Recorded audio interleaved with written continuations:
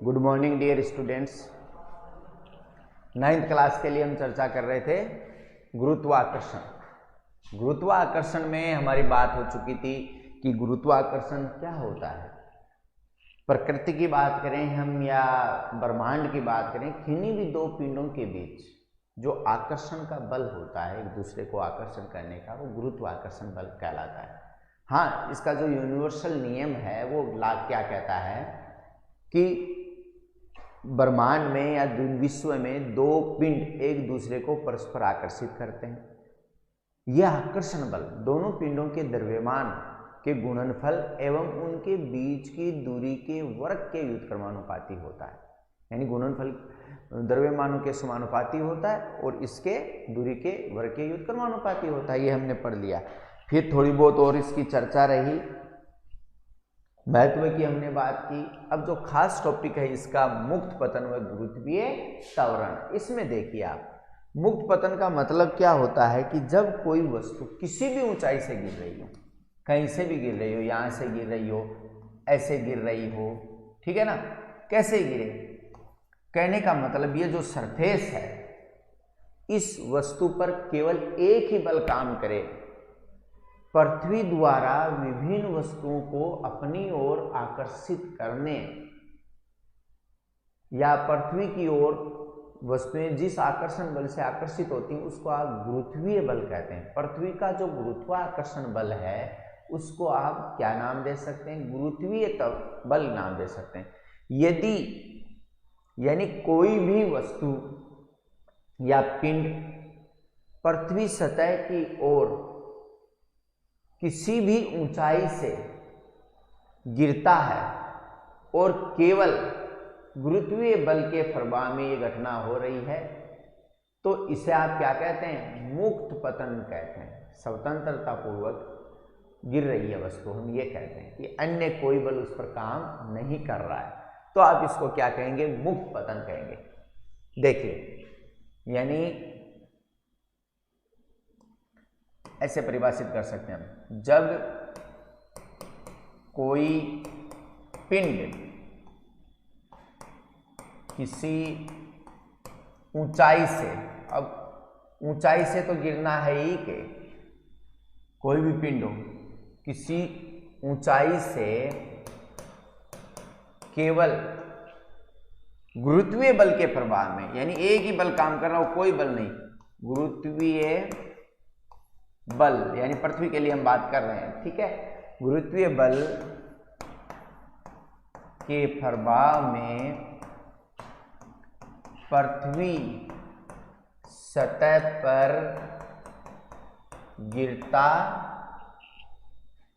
है तो इसे हम क्या कहते हैं? मुक्त पतन कहते हैं। लीजिए साहब, ये मुक्त पतन हो गया। अब देखिए, ये वस्तु जैसे ऊपर से किसी भी ऊंचाई पर यूं गिरेगी तो इसका वेग क्या है? बढ़ता जाएगा, स्पीड तो बढ़ेगी।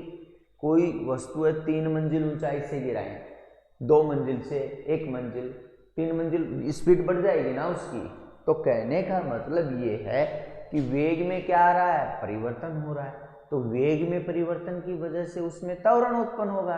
और ये किसके प्रभाव में हो रहा है? ये केवल गुरुत्वीय बल यानी पृथ्वी के गुरुत्वाकर्षण बल के प्रभाव में हो रहा है, ठीक है। तो ये जो त्वरण है, इस त्वरण को आप एक नया नाम दे देते हैं। क्या नाम देते हैं? गुरुत्वीय त्वरण नाम दे देते हैं, ठीक है। देखिए,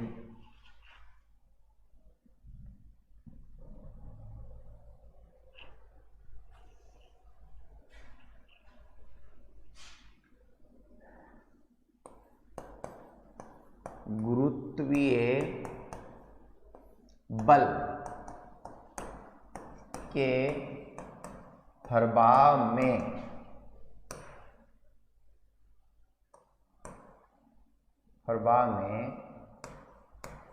किसी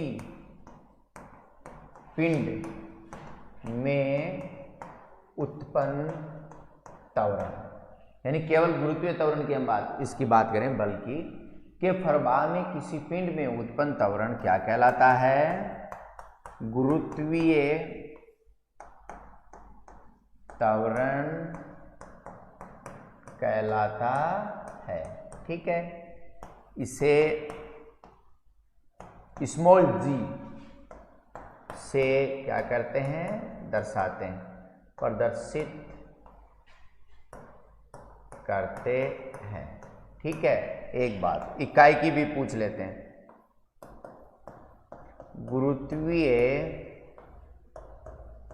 त्वरण कोष्टक में लिख देता हूं मैं g स्मॉल का मात्रक क्या रहता है, मीटर, पूछा भी गया है ना, प्रति सेकंड स्क्वायर। ओके, तो ये अपनी बात हुई कि जब कोई भी वस्तु केवल और केवल जिस पर अन्य कोई भी कार्य काम नहीं कर रहा हो और वो किसी भी ऊंचाई से पृथ्वी धरातल की ओर गिर रहा हो, उस स्थिति में इसे आप क्या कहेंगे, मुक्त पतन कहेंगे।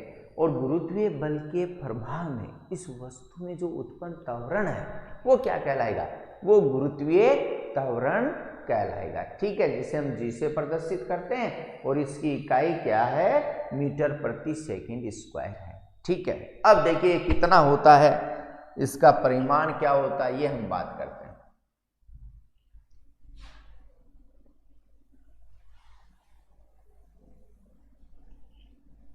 यहां से अच्छा सवाल बन जाता है। देखो, माना कि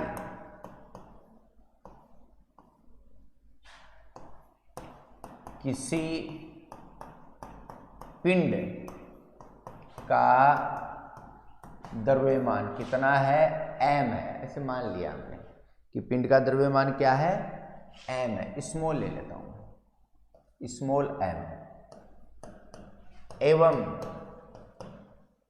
बल F के प्रभाव में पिंड में उत्पन्न त्वरण क्या है, g है।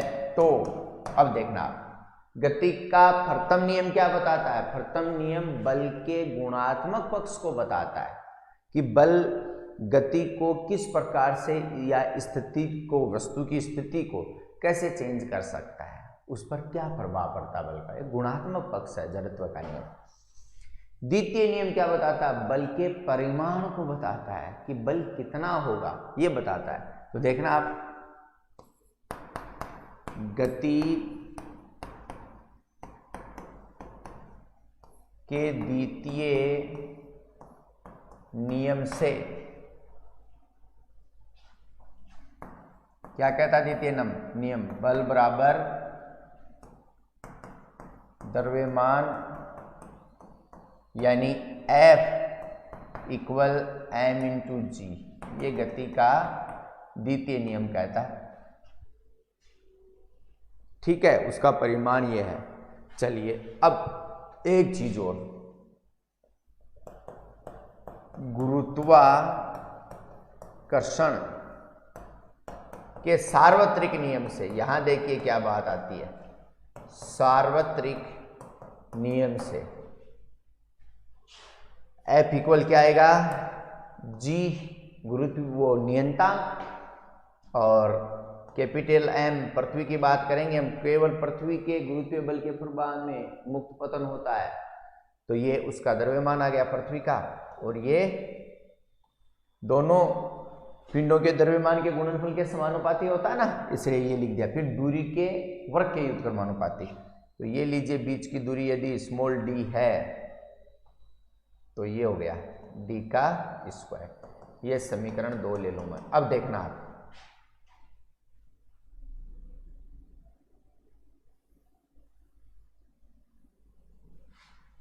अब यहां देखिए इन दोनों से, यानी F का मान मैं इसमें रखूं तो क्या होगा, देखना समीकरण 1 से F का मान कहाँ रखें, समीकरण 2 में रखने पर, या मैं ये सीधा ये कह दूं समीकरण 1 और समीकरण 2 से बात एक ही है।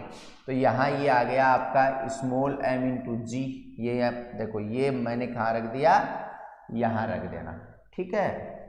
तो यहाँ आ गया capital G m small m बट्टे डी का स्क्वायर, इधर स्मॉल m है, ये कट गया। तो आपके पास ले देकर के आ गया, ये नीचे लिख देता हूँ, ठीक है। देखिए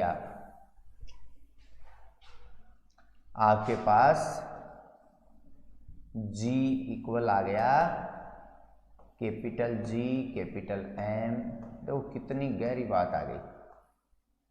ये आ गया आपके पास, ये समीकरण 3, ठीक है। यानी गुरुत्वीय त्वरण, इससे समझिए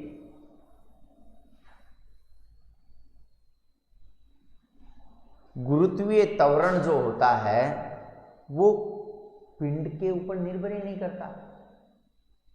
m यानी जिसकी ओर आकर्षित, यदि चांद पर गए, मान लीजिए कोई पिंड चांद पर हम बात करेंगे, तो उस पिंड का द्रव्यमान पृथ्वी पर कितना है कोई मायने नहीं रखता है जी के लिए। गुरुत्वीय त्वरण चांद का किस पर मायने रखेगा, वहां का गुरुत्वीय नियतांक, चांद का द्रव्यमान, और चांद और उस पिंड को जहां पृथ्वी से आप ले गए उसके बीच की दूरी, पिंड का कितना द्रव्यमान है उस पर गुरुत्वीय त्वरण निर्भर नहीं करता है, ठीक है। तो इसमें 1 नंबर का या ऑब्जेक्टिव टाइप क्वेश्चन आ जाते हैं, तो इसका ध्यान रखना। यानी जी केवल पृथ्वी, गुरुत्वीय त्वरण की हम बात करते हैं तो पृथ्वी के द्रव्यमान पर निर्भर करता है, पिंडों के बीच की जो दूरी है उसके वर्ग के इस पर निर्भर करता है, बाकी स्वयं पिंड के द्रव्यमान पर निर्भर नहीं करता है। चलिए ये बात हो गई। अब देखिए इससे हम 2-3 बातें करेंगे। एक तो पहली स्थिति ये है, आपसे पूछा जाए कि पृथ्वी की सतह पर कितना होता है, पृथ्वी की सतह पर जी पूछ ले कि भाई कितना है, तो पृथ्वी की सतह का मतलब क्या हो गया, सतह का मतलब d बराबर r हो गया, r पृथ्वी की त्रिज्या है। तो जैसे ये पृथ्वी है और ये कह रहा है यहाँ कितना है, तो d बराबर क्या हो गया, त्रिज्या ही तो हो गई कि, यानी r ये है, तो d बराबर हम ये ले लेंगे पृथ्वी सतह पर। तो सीधा सा मैं लिख दूं फिर यहाँ पृथ्वी सतह पर गुरुत्वीय त्वरण होगा g m r का स्क्वायर, और ये निकाल भी सकते हैं हम, कैसे देखना, गुरुत्वीय त्वरण g, इसका मान आपको पता है 6.67 इंटू 10⁻⁻11 कितना रहेगा, न्यूटन मीटर स्क्वायर पर केजी का स्क्वायर, इंटू m पृथ्वी का द्रव्यमान है 6 गुणा 10 की घात 24 kg, कितना लिखा मैंने 6 इंटू 10⁻24 kg। अब ये देखिए त्रिज्या होती है इसकी 6.4 10 की घात 6,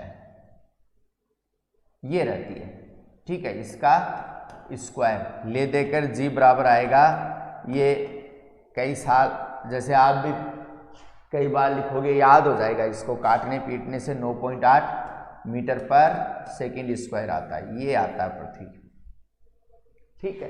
ये आंकड़े लगभग आपको दिए हुए होते हैं और याद भी हो जाएंगे, बार बार लिखोगे तो पृथ्वी का द्रव्यमान कितना होता है, त्रिज्या कितनी होती है, वगैरह वगैरह, ठीक है। इसमें देखिए न्यूमेरिकल भी देखा था मैंने, कहीं अलग से भी पूछा गया था, देखते हैं हम, ठीक है। 9.8 मीटर प्रति सेकंड का स्क्वायर। चलिए तो ये बात हो गई अपनी, पृथ्वी सतह पर ये रहेगा। हाँ न्यूमेरिकल में हम इसको क्या ले लेते हैं, 10 मीटर प्रति सेकंड स्क्वायर ले लेते हैं, वो अलग बात है। एग्जिट जैसे सीधा आपसे पूछ लिया जाए कि गुरुत्वीय त्वरण का मान लिखिए पृथ्वी का, तब आप 9.8 लिखते हैं, ये ध्यान रखना, ठीक है। चलिए दूसरी स्थिति ये हो गई, h ऊंचाई पर, यानी पृथ्वी सतह से h ऊंचाई पर।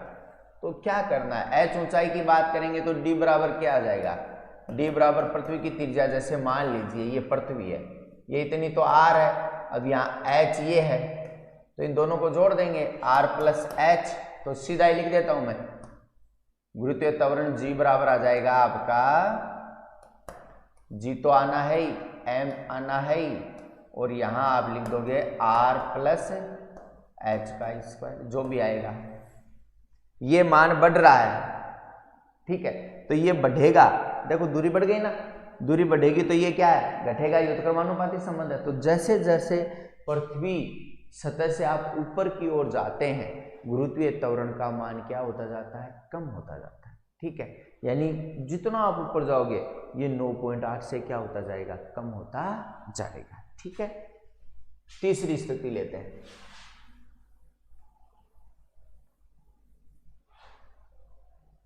थर्ड, पृथ्वी की गहराई में। अब गहराई में क्या होना है, देखिए आप, जैसे ये पृथ्वी है तो गहराई का मतलब आप जैसे अंदर जाओगे तो इसका जो कोर है, वो एरिया है, वो क्या होता जा रहा है, कम होता जा रहा है। कोर कम होने का मतलब उसका द्रव्यमान m है, वो क्या होता जा रहा है, कम होता जा रहा है। यहां दूरी से ज्यादा ये द्रव्यमान क्या रहेगा, प्रभावी रहेगा। कितना ज्यादा द्रव्यमान होता है, 6 × 10⁶ × 10⁴ kg। तो ये जितना कम हो जाएगा द्रव्यमान, तो आप जितना गहराई में जाओगे g का मान क्या होता है, कम होता है। अरे एक चीज मैं आपको बताऊं, यहाँ सेंटर पर क्या हो जाएगा, ये यहां से इक्वेशन बनता है छोटा सा, पृथ्वी के केंद्र पर g क्या हो जाएगा, 0। ये ध्यान रखो आप। तो 2-3 चीजें देखो यहां से आगे, ठीक है। एक तो पृथ्वी सतह पर गुरुत्वीय त्वरण का मान पूछ लेते हैं, तो वो है 9.8 मीटर पर सेकेंड स्क्वायर। दूसरी जो बात पूछ ली जाती है कि पृथ्वी के अंदर जाने पर कम होता है या ज्यादा होता है, कम होता है, क्योंकि उसके द्रव्यमान, जो कोर का द्रव्यमान है वो कम होता जाता है पृथ्वी के। और पृथ्वी के केंद्र पर गुरुत्वीय त्वरण कितना रहेगा, 0 रहेगा। तो ये छोटी छोटी बातें हैं लेकिन महत्वपूर्ण है। एक फोर्थ स्थिति और है, घूर्णन, यानी पृथ्वी का जो घूर्णन होता है। अब आपको पता है कि पृथ्वी ऐसे मानते हैं हम, यूं है, दीर्घ, थोड़ी वर्ताकार न होकर, और ये इसकी भूमध्य रेखा या विषुवत रेखा है। क्या बोलते हैं आप इसको, विषुवत। और ये ध्रुव है। मैं देखो ध्रुवों को थोड़ा सीधा न दिखाकर यूं दिखा रहा हूं, इसका कारण है ये नॉर्थ और ये साउथ पोल, यानी ध्रुव है। इसका कारण ये 23 इतनी डिग्री झुकी हुई होती है ना अपनी दूरी पर, आप देखते हैं पृथ्वी अपनी दूरी पर इतनी झुकी हुई होती है, 23.5 डिग्री, ठीक है। तो ये देखिए, तो मैंने भी इसको टेढ़ा दिखा दिया, झुका हुआ। ये जो है आर, ये आर क्या होती है, यहां वाली विषुवत या भूमध्य रेखा पर आर बढ़ जाती है त्रिज्या। तो देखिए विषुवत, या मैं सीधा लिख दूं, और यहां आर क्या, छोटी, तो आर छोटी का मतलब, चलिए मैं एक बार देखो वापिस लिख रहा हूं, G इक्वल हो गया GM/R का स्क्वायर। ये कम होगा, ये ज्यादा होगा, ये ज्यादा होगा, ये कम होगा। तो यहाँ ज्यादा है तो यहाँ क्या हो जाएगा, G का मान कम हो जाएगा, और ये कम है तो यहाँ ज्यादा हो जाएगा। तो ध्रुवों पर G का मान विषुवत से क्या होता है, ज्यादा होता है, बस। तो ये 3 चीजें आ गई। एक तो पृथ्वी के जो ध्रुव हैं वहां गुरुत्वीय त्वरण का मान क्या होगा, अधिक होगा, गुरुत्वाकर्षण भी अधिक होगा, ठीक है। और दूसरा विषुवत रेखा पर कम होगा। तीसरा पृथ्वी के केंद्र पर गुरुत्वीय त्वरण क्या हो गया, 0 होगा। पृथ्वी की सतह पर कितना होगा, 9.8 मीटर प्रति सेकंड स्क्वायर होगा। इसके अलावा और गुरुत्वीय त्वरण है पृथ्वी के, यानी जो भी पिंड है भारी, उसके द्रव्यमान पर निर्भर करता है, स्वयं पिंड के द्रव्यमान पर निर्भर नहीं करता। यहाँ 10 kg का कोई है तो उसका त्वरण जो 9.8 रहना है, आप वहाँ जाएंगे, चांद पर चले जाओ या मंगल पर चले जाओ, तो वहाँ 10 केजी तो 10 केजी रहेगा, उसका कितना द्रव्यमान है चाहे आप 20 केजी का ले जाओ, उसको कोई अंतर नहीं पड़ना है। वहाँ चांद का गुरुत्वीय त्वरण अलग है, क्योंकि वो किस पर निर्भर करता है, उस पिंड के द्रव्यमान पर निर्भर करता है, ठीक है ना। तो ये ध्यान रखें, चांद का जो गुरुत्वीय त्वरण है चांद के द्रव्यमान पर निर्भर करेगा। वहाँ पत्थर ले जा रहे हैं या कोई पिंड ले जा रहे हैं, उस पर निर्भर नहीं, उस पर ये गुरुत्वीय त्वरण निर्भर नहीं करेगा, ठीक है। चलिए, तो ये गुरुत्वीय त्वरण की कुछ बातें। अब देखिए, मुक्त पतन से जो समीकरणें हैं थोड़ी सी, यानी ज्यादा चेंज नहीं है, स्वतंत्रता पूर्वक पृथ्वी की ओर गिर रही वस्तु के लिए समीकरण, गति की समीकरण। तो इसमें देखिए, मैं आपको बताऊं, एक तो सामान्य गति की आप बात करते हैं, सामान्य गति के लिए, और एक हम बात करते हैं मुक्त पतन। शॉर्ट नाम लिख रहा हूं मैं स्वतंत्रता वाला, ठीक है ना। इसके लिए देखिए, सामान्य गति की बात करते हैं तो आपको पता, पहला समीकरण क्या है, v बराबर u plus A T, T समय, ए त्वरण, u प्रारंभिक वेग और v अंतिम वेग, और s कितनी दूरी है, s बराबर हो गया ut प्लस 1/2 AT का स्क्वायर, ठीक है। चलिए, और थर्ड समीकरण क्या है, v स्क्वायर बराबर u स्क्वायर प्लस 2as।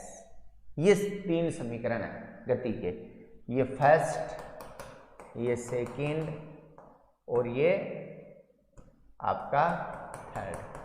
तो क्या परिवर्तन होगा मुक्त पतन के लिए, मुक्त पतन के लिए a बराबर तो हम क्या ले लेते हैं, g ले लेते हैं, क्या ले लेते हैं, g, कि केवल गुरुत्वीय त्वरण काम कर रहा। मुक्त पतन का मतलब अन्य किसी भी प्रकार का कारक वहां प्रभावित नहीं कर रहा उस गति को, तो a बराबर g ले लेंगे। s बराबर क्या ले लेंगे, h ले लेंगे।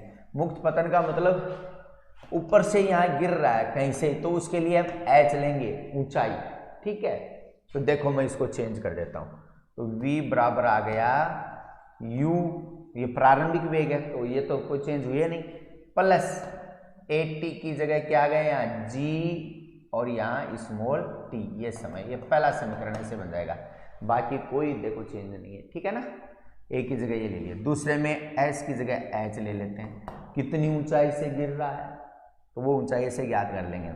तो ये आ गया आपका ut प्लस 1/2, a की जगह g ले लिया हमने और t का स्क्वायर, ये समीकरण 2 आ गया।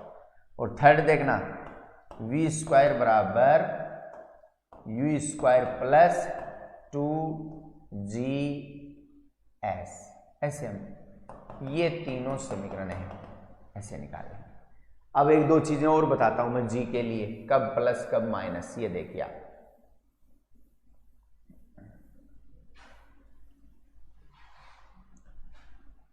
आप ये मानिए कि कोई वस्तु, देखो पहली स्थिति ये माने कोई वस्तु है, जैसे ये यहाँ और ये पृथ्वी की सतह है, ठीक है।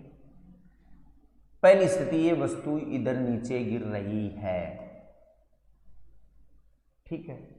तो यहां वेग क्या रहेगा इसका, इस वस्तु के लिए u रहेगा 0, ये याद रखें। जब वस्तु किसी भी h ऊंचाई से पृथ्वी की ओर गिरती है तो उसका प्रारंभिक वेग क्या लेना चाहिए, यहाँ 0 लेना चाहिए।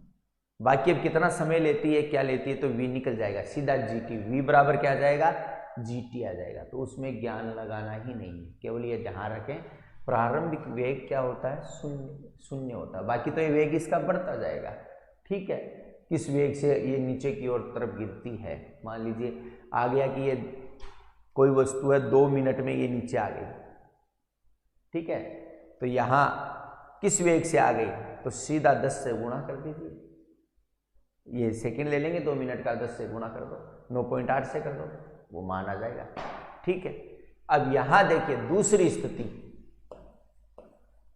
अब ये मान लीजिए ये पृथ्वी सतह है और आप वस्तु को इधर ले रहे हैं, ऊपर की ओर यहां पहुंचा रहे हैं, ये वस्तु है, ये मान लीजिए।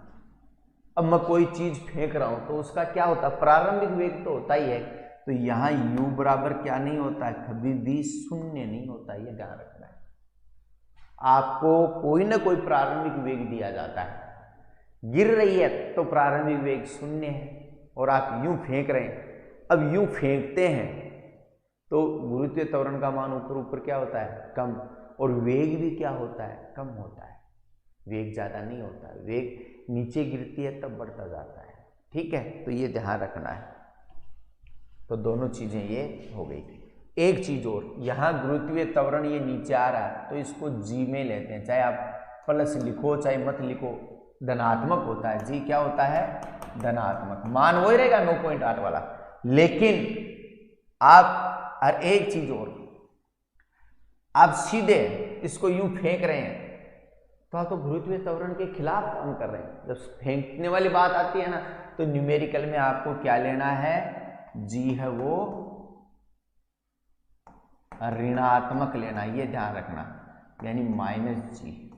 ये कुछ चीजें छोटी छोटी ये ध्यान रखनी होती है हमें। अपने आप गिर रही है, जी प्लस है, और आप उसके विरुद्ध काम कर रहे हैं, जी क्या है, माइनस में। तो ये चीज हो गई। इसके अतिरिक्त तो और क्या बात रह गई, एक ये देखिए आप, ऊंचाई। अब आप इसको कैसे फेंकें, ऐसे करके फेंकें, ऐसे चली गई, लेकिन ऊंचाई सीधी मान की जाएगी, यानी अंतिम और इसके बिंदु और पृथ्वी के बीच में मापी जाएगी। तो ये चीजें आपको ध्यान में रखनी है। अब एक थोड़ी सी बात है भार और द्रव्यमान की, वो और बता दूं। बाकी इस लेसन में अपनी बात हो चुकी है लगभग, कुछ चीजें वो पहले वाले लेसन में हमने पढ़ी, ट्यूशन में थोड़ा बहुत हम वापिस देखेंगे, बाकी वो हम पढ़ चुके हैं उसके साथ। एक आता है द्रव्यमान और भार में, जैसे अंतर से ही हम पता लगा लेंगे, द्रव्यमान और दूसरा है भार। तो क्या अंतर होते हैं बुनियादी, देखना आप। द्रव्यमान तो पदार्थ की मात्रा है, क्या है,